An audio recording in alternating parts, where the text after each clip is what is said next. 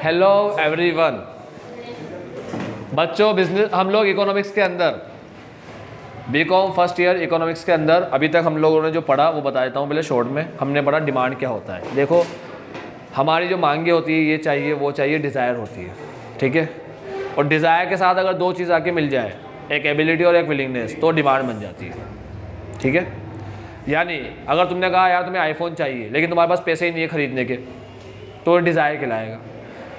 तुमने कहा तुम्हें आईफोन चाहिए, ठीक है, पैसे भी है खरीदने के, मगर तुम देना नहीं चाहते इतना ज़्यादा अमाउंट, 1.5 लाख रुपया देना नहीं चाहते। पैसे तो है 1.5 लाख तुम्हारे पास, विलिंगनेस नहीं है, रेडीनेस टू स्पेंड नहीं है, स्पेंड करने को रेडी नहीं हो, तो उस केस में भी वो डिमांड नहीं कहलाएगा। एबिलिटी भी हो और विलिंगनेस भी हो डिज़ायर के साथ, तो डिमांड बन जाता है, ठीक है। फिर हमने देखा 3 एलिमेंट में डिमांड टिका होता है, प्राइस, क्वांटिटी और टाइम, ठीक है। जैसे मिल्क की जो हमारी रिक्वायरमेंट होती है वो डेली की रिक्वायरमेंट होती है। डेली किसी के घर में 1 लीटर 2 लीटर 3 लीटर ऐसे मिल्क की रिक्वायरमेंट होती है। जैसे तुम्हारे घर में 1 लीटर मिल्क की रिक्वायरमेंट होती है और मिल्क आता है 50 रुपये लीटर या 60 रुपये लीटर वाला, ठीक है।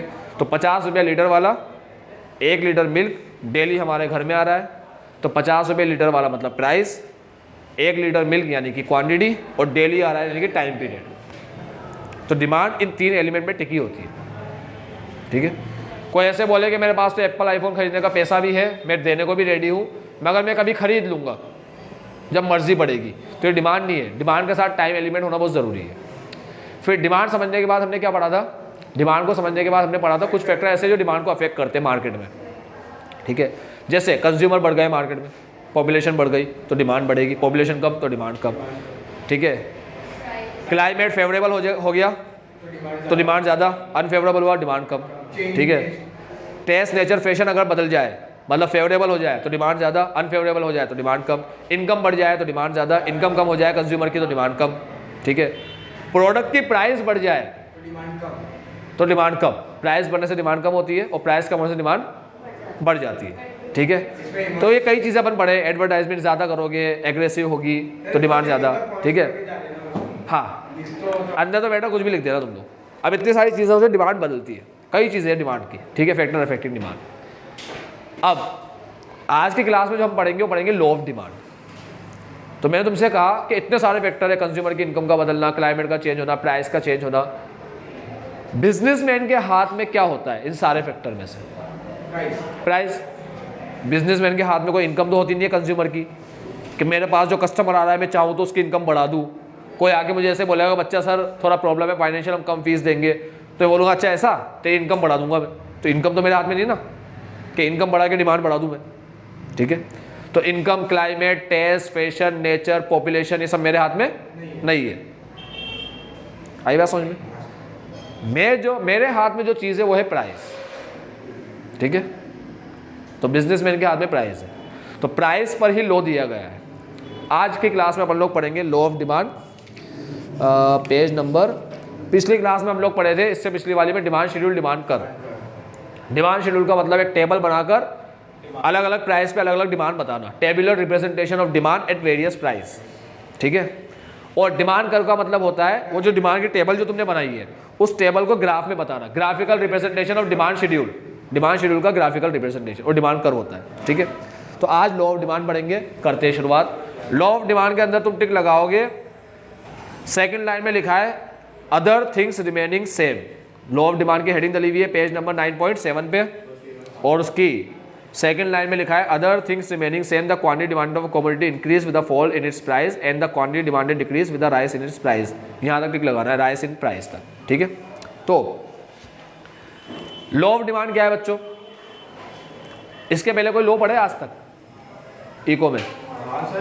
Law of diminishing marginal utility पढ़े, ठीक है। याद रखना, इको के जब भी लॉ आएंगे, इकोनॉमिक्स के जब भी लॉ आएंगे तो उस लॉ के साथ अजम्पशंस आएंगे, ठीक है।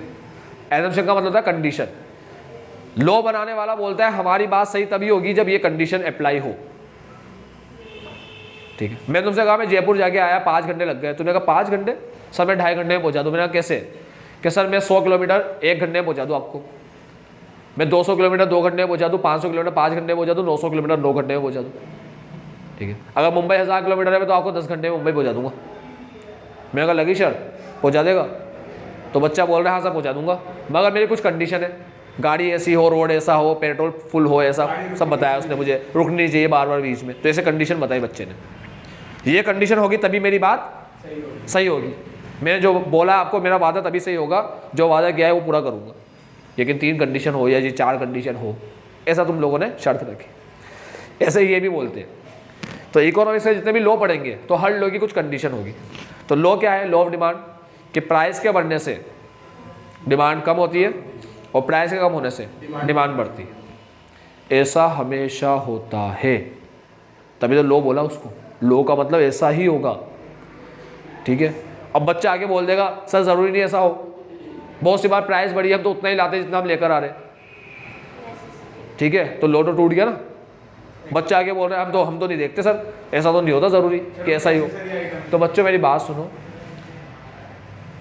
मैंने कहा था हर लॉ के कुछ एजम्पशन होते हैं। पहले तो अपन इसके एजम्पशन पढ़ेंगे कि किस कंडीशन में ये लॉ सही रहेगा, ये लॉ किस कंडीशन में सही बैठेगा, फिट रहेगा, ठीक है। तो पहले लाइन लिख the other thing remain the same.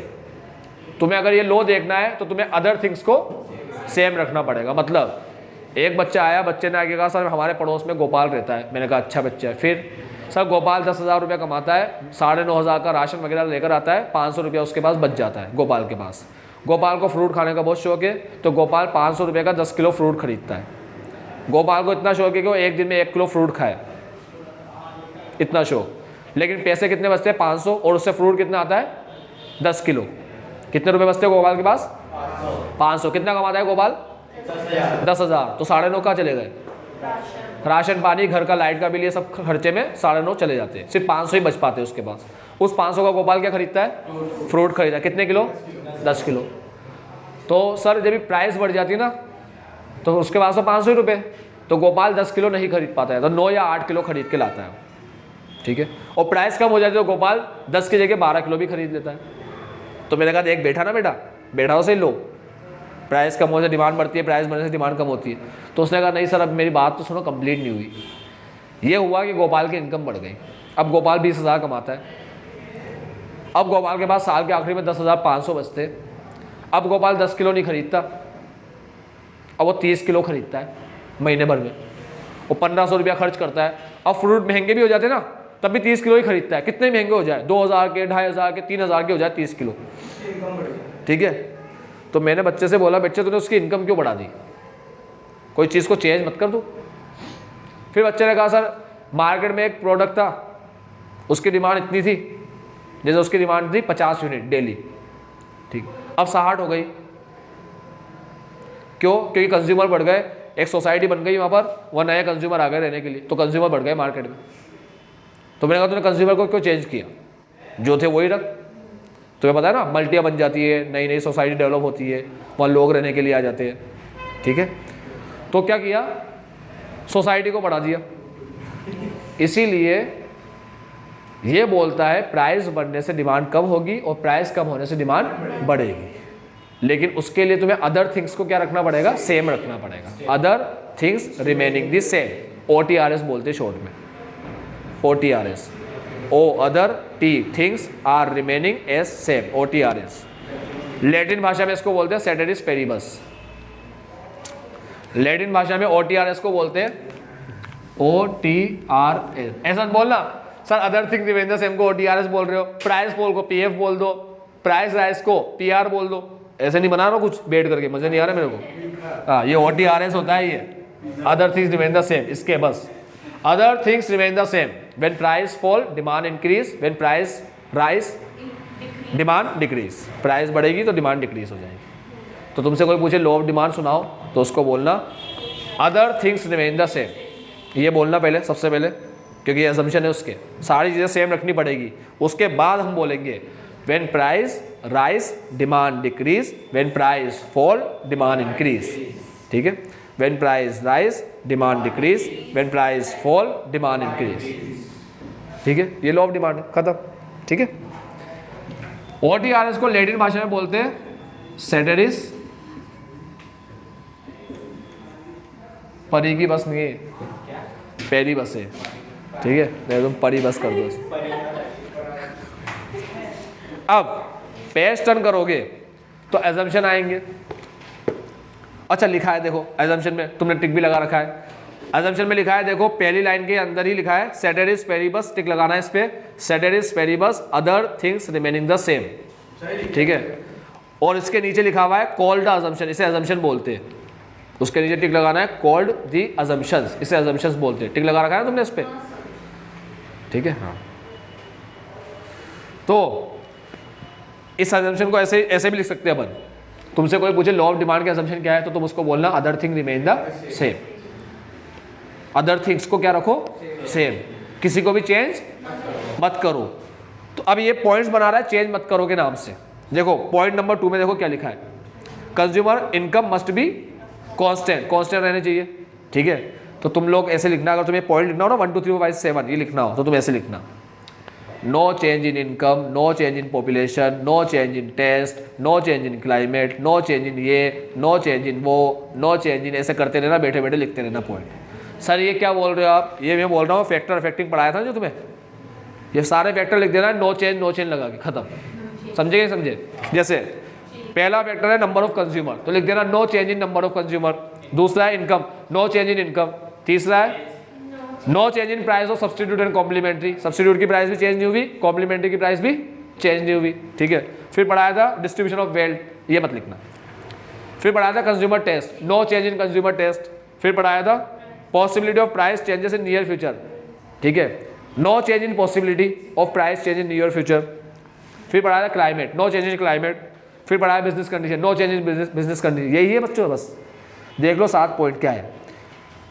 There must not be any substitute for the commodity, price of other goods remain the same, expectation. ये पढ़ना नहीं है तुम्हें, नो चेंज लगा के बस वो लिख देना सारे पॉइंट्स, वो एजम्पशन है, ठीक है। तो मैंने तुम्हें अभी लॉ ऑफ डिमांड पढ़ाया और उसके एजम्पशंस पढ़ाए। किसी भी चीज़ को चेंज मत करो, ना इनकम, ना पॉपुलेशन, ना कुछ भी चेंज मत करो, no change no change no change. तो तुम्हें मार्केट में क्या दिखेगा, तुम्हें मार्केट में दिखेगा कि किसी भी प्रोडक्ट की प्राइस बढ़ेगी तो उसकी डिमांड कम ही होगी, और मार्केट में किसी भी प्रोडक्ट की डिमांड कम हुई तो उसकी प्राइस कम हुई तो उसकी डिमांड बढ़ेगी ही बढ़ेगी। ये दिखेगा तुम्हें जब कोई भी चीज़ में चेंज नहीं आया तो ही दिखेगा, ठीक है। अब उसके बाद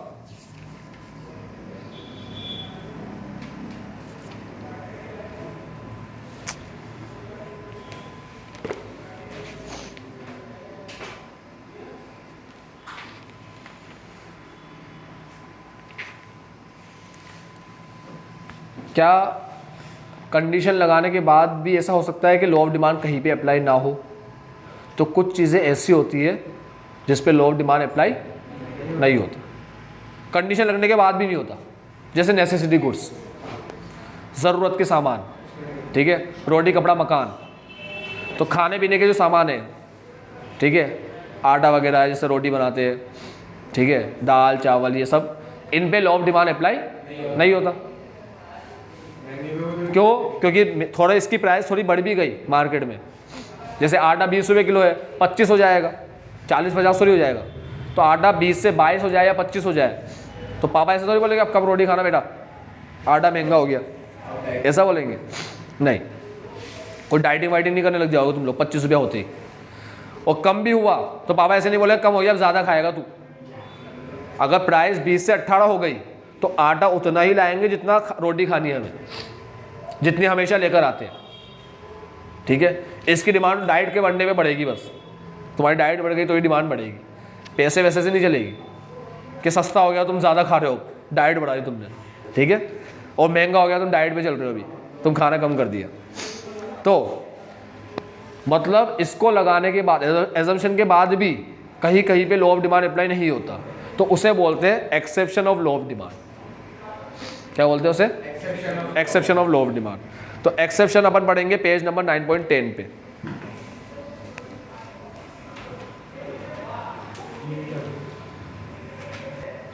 तो जो एक्सेप्शन है लॉ ऑफ डिमांड के, उसको पढ़ने से पहले अपन, लॉ ऑफ डिमांड कहीं भी अप्लाई नहीं होगा तो ये तो अपन बाद में पढ़ेंगे। इसके पहले जो चीफ कैरेक्टरिस्टिक्स लिखे, लॉ ऑफ डिमांड के बाद ही लिखा हुआ है चीफ कैरेक्टरिस्टिक्स, वो पढ़ लेते हैं। चलो, सबसे पहला कैरेक्टरिस्टिक्स वही पेज नंबर 9.8, इस पे तुमने टिक लगा रखा है। चलो, सबसे पहले लगाना इनवर्स रिलेशनशिप पे टिक, ये बोलता हूँ सिर्फ वीडियो के लिए, ठीक है, तुमने तो लगा ही रखे। तो सबसे पहले हम लगाएंगे इनवर्स रिलेशनशिप पे टिक, ये पहला कैरेक्टरिस्टिक्स है लॉ ऑफ डिमांड का। बढ़ जाओ आगे, इनवर्स रिलेशन होता है ना, प्राइस बढ़ती है डिमांड कम होती है। चलो दूसरा पॉइंट है कैरेक्टरिस्टिक्स है लॉ ऑफ डिमांड का। दूसरा फीचर, कैरेक्टरिस्टिक्स मतलब features, price independent and demand dependent variable. Price independent है, प्राइस खुद के हिसाब से कम ज़्यादा हो रही है, और डिमांड जो है वो प्राइस के ऊपर डिपेंड है, डिमांड प्राइस को देख के कम ज़्यादा हो रही है। जब डिमांड देखती है कि प्राइस बढ़ रही है तो डिमांड क्या हो जाती है, कम हो जाती है। तो डिमांड क्या हो गया, कौन सा वेरिएबल, डिपेंडेंट वेरिएबल हो गया। समझ गए? तो एक है प्राइस जो इंडिपेंडेंट वेरिएबल है, और एक है डिमांड जो डिपेंडेंट वेरिएबल, प्राइस के ऊपर डिपेंड है। समझ गए ये बात? ये याद रखना, आगे काम आएगा फॉर्मूले में। ठीक है, मैथ्स के अंदर जब भी कोई चीज़ फ्रैक्शन में होती है ना, तो नीचे वाली चीज़ होती है हमेशा इंडिपेंडेंट और ऊपर वाली होती है हमेशा डिपेंडेंट। ऊपर वाली डिपेंडेंट क्यों होती है? क्योंकि डिपेंडेंट किसी चीज़ पे डिपेंड होती है। ठीक है, और उसको याद रखने का तरीका ही बताता हूँ। पापा की गोद में बच्चा, ठीक है, बच्चा डिपेंडेंट है जो पापा की गोद में ऊपर है, और पापा है इंडिपेंडेंट। ठीक है, तो फ्रैक्शन के अंदर जो ऊपर वाली न्यूमरेटर होता है वो हमेशा क्या होता है, बच्चा, पापा की गोद में बच्चा, डिपेंडेंट। ठीक है, और जो नीचे वाली चीज़ हमेशा होती है वो इंडिपेंडेंट। ये तो मैं आगे के चैप्टर में काम आएगा भी जो बोल रहा हूँ। चल, इसके बाद तीसरी चीज़, अदर थिंग्स बीइंग इक्वल, ये अजम्पशन है। ठीक है, अदर थिंग्स इक्वल होने चाहिए। कैरेक्टरिस्टिक्स है लॉ ऑफ डिमांड के, कैरेक्टरिस्टिक्स पढ़ रहे हैं अपन कि लॉ ऑफ डिमांड कैसा होता है। लॉ ऑफ डिमांड ऐसा होता है इसमें इनवर्स रिलेशन होता है। लॉ ऑफ डिमांड ऐसा होता है इसमें प्राइस इंडिपेंडेंट होती है, डिमांड डिपेंडेंट होती है। लॉ ऑफ डिमांड ऐसा होता है इसमें सारी चीज़ों को इक्वल रखना पड़ता है, other thing being equal. Law of demand जो होता है क्वालिटेटिव स्टेटमेंट होता है। लॉ ऑफ डिमांड सिर्फ ये बताएगा कि डिमांड प्राइस के कम होने से डिमांड बढ़ेगी और प्राइस के बढ़ने से डिमांड कम होगी। ये नहीं बताया कितनी बढ़ेगी, कितनी नहीं बताएगा, क्वांटिटी नहीं बताएगा, सिर्फ क्वालिटी में डायरेक्शन बताएगा। ठीक है, तो क्वालिटेटिव स्टेटमेंट है। Does not tell how much change, how much change नहीं बताता, टिक लगा रखा है तुम लोगों ने। तो क्वालिटेटिव स्टेटमेंट में टिक लगाना, उसके नीचे लास्ट लाइन सेकंड लाइन में टिक लगाना, does not tell how much change. ये क्वालिटेटिव स्टेटमेंट है, कितना चेंज आया वो नहीं बताता, कैसा चेंज आया वो बताता है, कैसा बढ़ रही है डिमांड या कम हो रही है, बस ये बताता है, कितना नहीं बताता, इसलिए क्वालिटेटिव।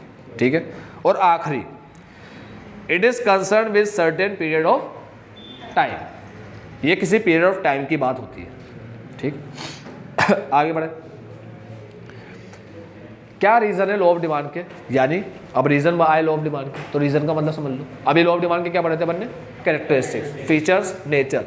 कैरेक्टरिस्टिक्स भी बोल सकते हो, फीचर्स भी बोल सकते हो, नेचर भी बोल सकते हो।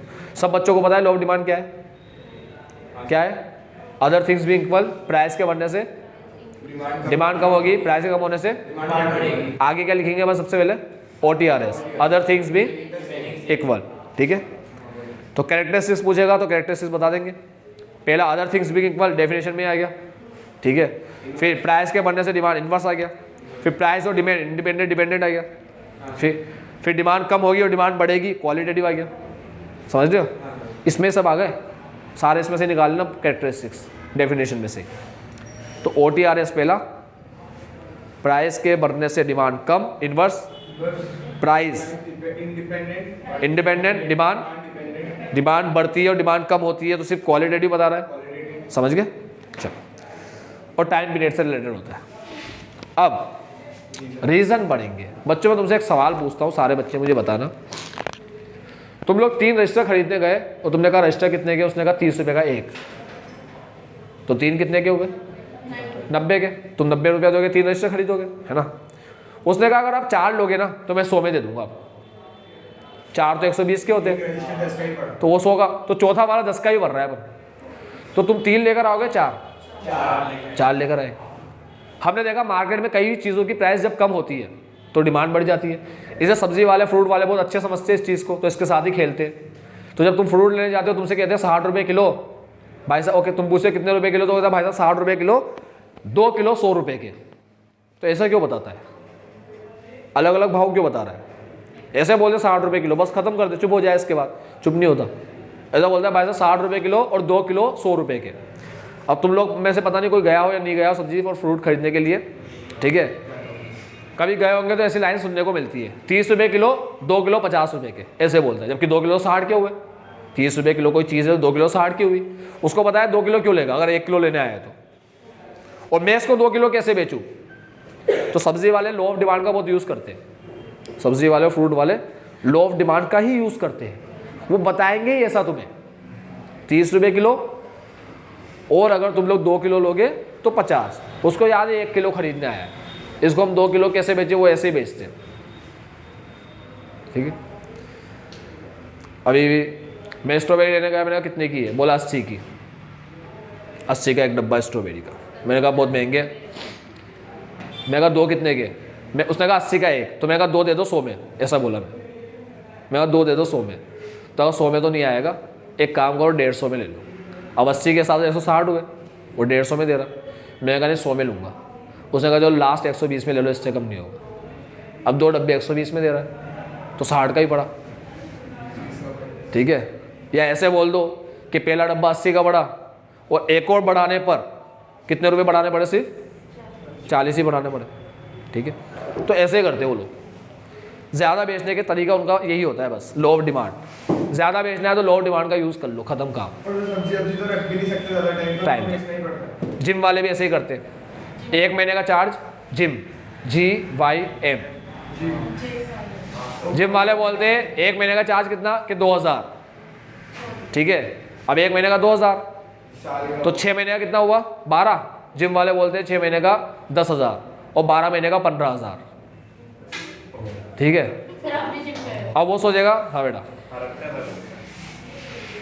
24,000 से सीधा 15 ले रहा है तो बस मज़ा आ गया।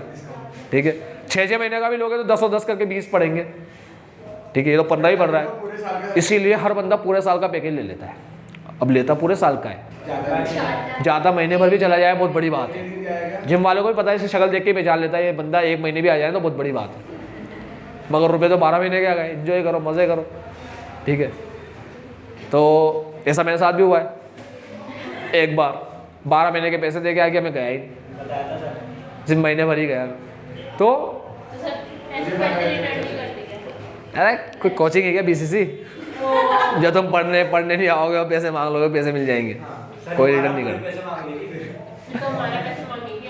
नहीं, हम पैसे कैसे देते हैं वो भी सुन लो।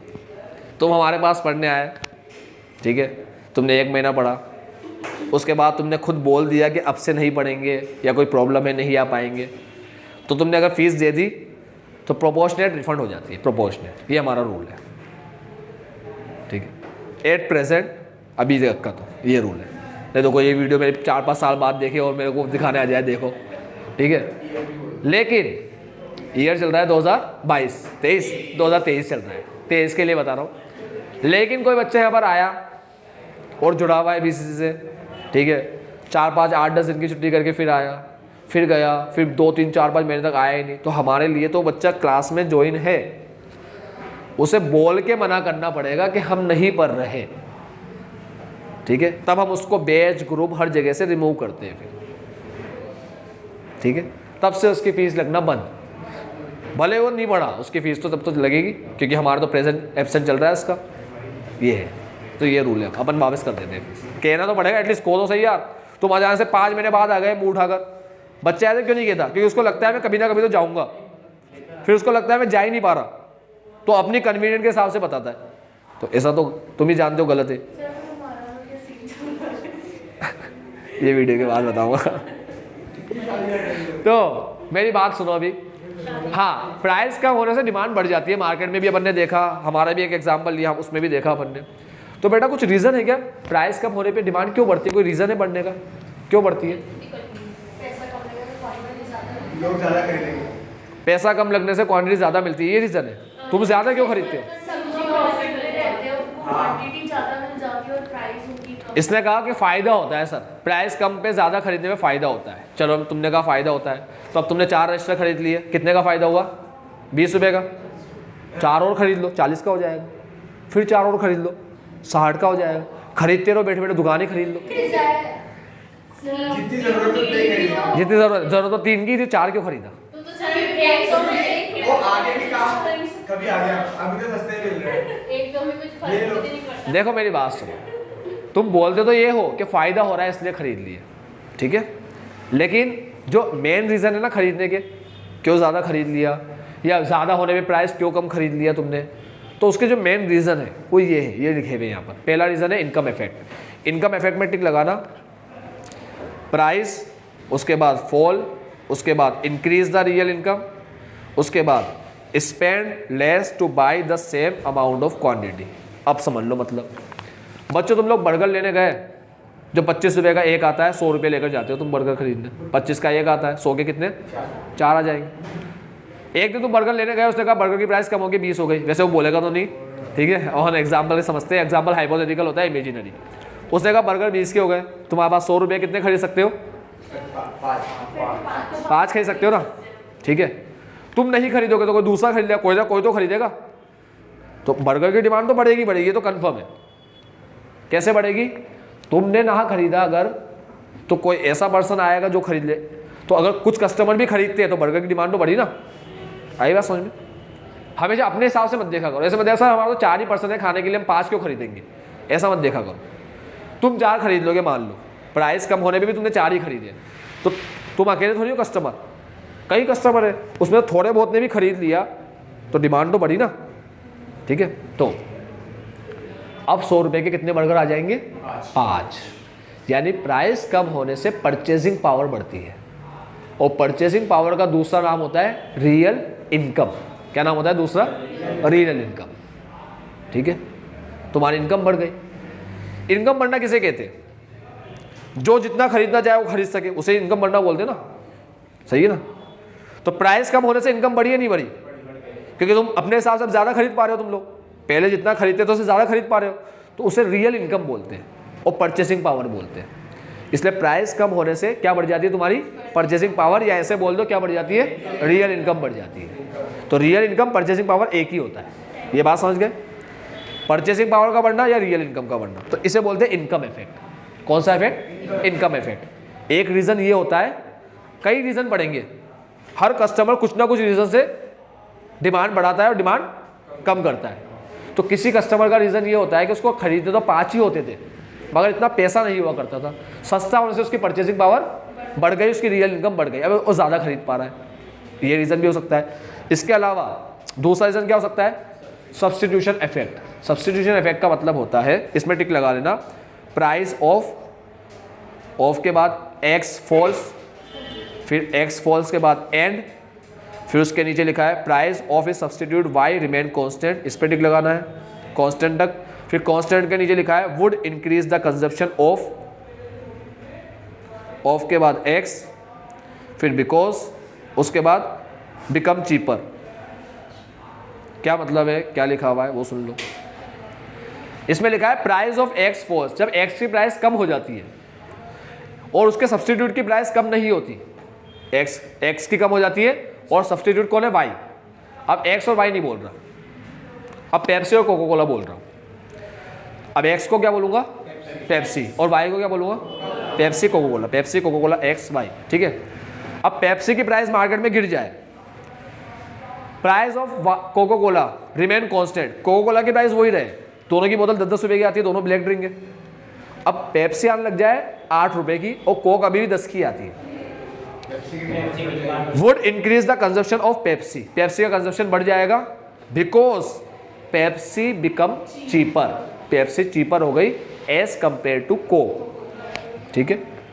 तो अगर सब्स्टिट्यूट की प्राइस सेम रहती है और मेन प्रोडक्ट की प्राइस, जैसे अभी एक्स और वाई लेके समझाएंगे अपन एग्जाम में, तो ठीक है, तो अगर एक्स की प्राइस कम हो जाती है, वाई की कांस्टेंट रहती है, तो एक्स जो होता है वाई के सामने अट्रैक्टिव गुड बन जाता है, क्योंकि जो चीपर होता है वो अट्रैक्टिव होता है, वो सब्स्टिट्यूट है, ब्लैक ड्रिंक है दोनों ही, कोई सी भी खरीद लो, पेप्सी खरीद लो या कोको कोला खरीद लो, ठीक है। और एक और रीज़न क्या है इसके अलावा, इसके अलावा एक और रीज़न है law of diminishing marginal utility, ठीक है। Law of diminishing marginal utility का यूज़ कौन करते हैं, फ्रूट वाले। कैसे करते हैं, देखो, जब तुम लोग रेट सुनते हो कि 60 रुपये किलो फ्रूट है, तो तुम लोग देते हो 60 रुपये और तुम लोग लेते हो 1 किलो फ्रूट। समझना बच्चों ध्यान से, law of diminishing marginal utility समझा रहा हूँ, ठीक है। सुनना सारे बच्चे इधर, पहले 1 मिनट, तुम लोग देते हो 60 रुपये और तुम लोग लेते हो 1 किलो फ्रूट, 60 रुपये का 1 किलो फ्रूट। अब तुमने जो 1 किलो के लिए 60 रुपया दिया, तो तुम्हें 1 किलो से कितना सेटिस्फेक्शन मिल रहा है, 60 का, तभी 60 दिया। अब 1 किलो से 50 का मिल रहा, तो 50 के लिए 60 क्यों देते, ठीक है। तो बहुत सी बार हम लोग क्या करते हैं, खरीदे बिना ही आ जाते, क्योंकि वो अमाउंट कम नहीं कर रहा और हमें उतना सेटिस्फेक्शन मिल नहीं रहा। कभी कभी फ्रूट के रेट इतने हाई होते हैं, फ्रूट के रेट शुरू में आए ही होते हैं या मार्केट में बहुत कम होते हैं, तो इतने हाई होते हैं कि जितनी रेट पे बेचना उतना सेटिस्फेक्शन अपन को मिल नहीं रहा, तो अपन छोड़ के आ जाते हैं घर पे। तो तुमने 1 किलो फ्रूट खरीदा, उसके लिए कितना दिया? 60 रुपया दिया, ठीक है। अब वो बोलेगा भाई साहब 1 किलो और खरीद लो। तो जैसे जैसे हम लोग यूनिट कंज्यूम करते हैं उससे मिलने वाला सेटिस्फेक्शन कम होता है। अब क्या होगा, वो और खरीदने का बोलेगा, तो अब हमें 40 का ही सेटिस्फेक्शन मिलेगा, अब 60 का नहीं मिलेगा, अब 40 का मिलेगा। तो अगर 40 का मिलेगा तो हम उसको क्या बोलेंगे? 40 का मिलेगा तो हम उसको क्या बोलेंगे? 40 में देता होगा तो ले लेंगे। सुना? इसीलिए वो ऐसे बोलता है भाई साहब 60 रुपये किलो और 100 रुपये का 2 किलो। समझे बात?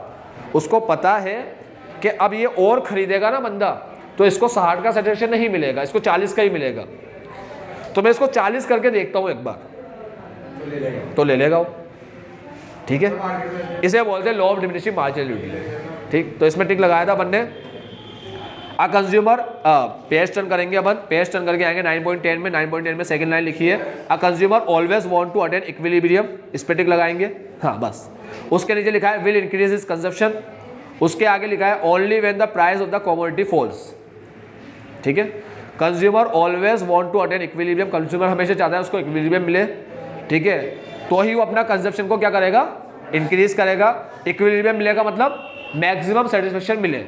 कंज्यूमर क्या चाहता है? उससे क्या मिले, तभी वो अपना कंजप्शन को क्या करेगा? बढ़ाएगा। तो उसको दूसरे वाले किलो से 40 का ही सेटिस्फेक्शन मिल रहा था, इसलिए फिर मार्केट में उसने क्या कर दिया? उसके प्राइस को ही 40 कर दी। उसने कहा 2 किलो लोगे तो 100 में दे देंगे।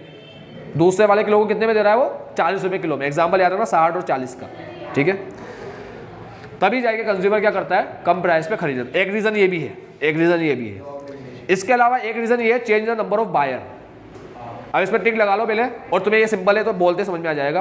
बायर, सेकंड लाइन में टिक लगाएंगे, buyer increases with the fall in price, ठीक है, because unable to buy at higher price are now able, because unable to buy at higher price are now able, ठीक है। Because में भी लगा लेना। याद रखो बच्चों, अगर मान लो कोई प्रोडक्ट कोई कस्टमर इसलिए नहीं खरीद पा रहा क्योंकि वो अफोर्ड नहीं कर पा रहा, कुछ कस्टमर प्रोडक्ट नहीं खरीद पा रहे, खरीदना चाहते हैं खरीद नहीं पा रहे, क्यों? क्योंकि वो अफोर्ड नहीं कर पा रहे। तो प्राइस कम होने से वो लोग अफोर्ड कर पाते हैं, वो एबल हो जाते हैं खरीदने के लिए, समझे? तो इसलिए भी डिमांड बढ़ती है। तो बहुत सी बार देखना, बहुत सी ब्रांडेड चीज़ ले लेते हैं अपन लोग, क्यों? क्योंकि उस पर डिस्काउंट की रेट बहुत ज़्यादा होती है, 50% ऑफ चल रहा है, अपन ने खरीद लिया। कभी कभी ऐसा भी होता है। तो अभी अपन खरीद नहीं पा रहे थे ना, अपन ऐसे ब्रांडेड को यूज़ करते हैं कभी, लेकिन 50% ऑफ या ऐसा कुछ दिखा तो अपन ने ब्रांडेड खरीद लिया, ठीक है। उसके बाद आखिरी न्यू यूजेस, इसमें टिक लगाना। नीचे लिखा है न्यू यूजेस के प्राइस इंक्रीजेस, फिर उसके आगे लिखा है यूज़, फिर उसके आगे लिखा है फॉर एसेंशियल, फिर उसके आगे लिखा है पर्पस ओनली, फिर एंड, फिर उसके आगे लिखा है प्राइस फॉल, और फिर उसके आगे लिखा है for less important purposes too. क्या लिखा है सुनना।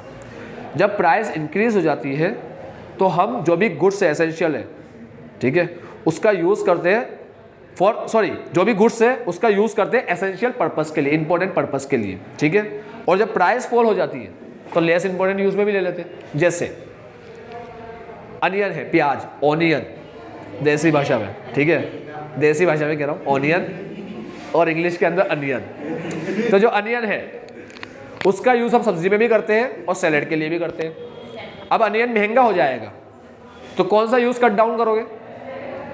सैलेड वाला। सब्जी में तो डलेगा, सैलेड का यूज़ कुछ लोग कम कर देंगे, ठीक है, मगर उसमें तो रहेगा, सब्जी वगैरह में तो रहेगा।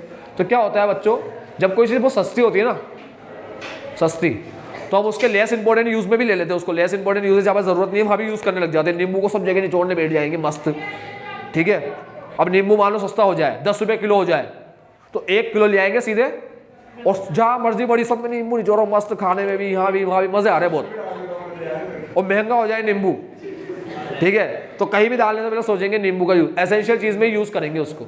इसीलिए जब भी किसी प्रोडक्ट की प्राइस कम हो जाती है तो उसके नए नए यूज़ आने लग जाते हैं कि यहाँ भी यूज़ कर लो, वहाँ भी यूज़ कर लो, ठीक है। और जब भी वो महंगा हो जाता है तो हम लेस इंपॉर्टेंट यूज़ को कट डाउन कर देते हैं। एक रीज़न ये भी है डिमांड बढ़ने का। आज के लिए इतना ही। बाबा take care, have a nice day. आपका दिन मंगल हो।